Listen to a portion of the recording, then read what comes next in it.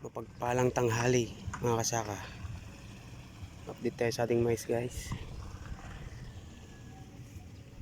Ayan na guys, malalaki na. Papatubig tayo ngayon. Ganun pa rin, kahit malalaki, inuud pa rin. Lagang mga uod ngayon dito. Wala na kasing ulan. Puro init. Napakainit ng panahon. Ayan guys.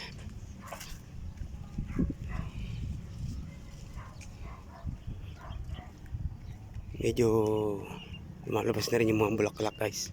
Kaya nag-top dress na tayo ng urea. Ayun o, may nakita na akong bulaklak niya. Malapit ng bumunga to. Ayan guys, malaki na siya.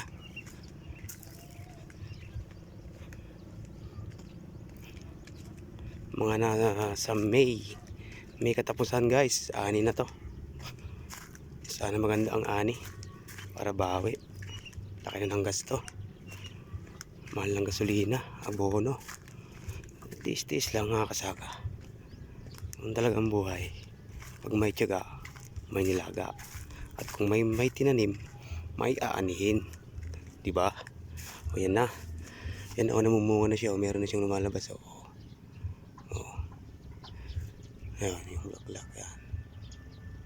Kaya tatapdresan na natin.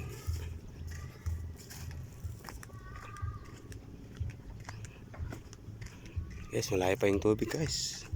Wala pa ata sa kalahati. Nakapatubigan natin.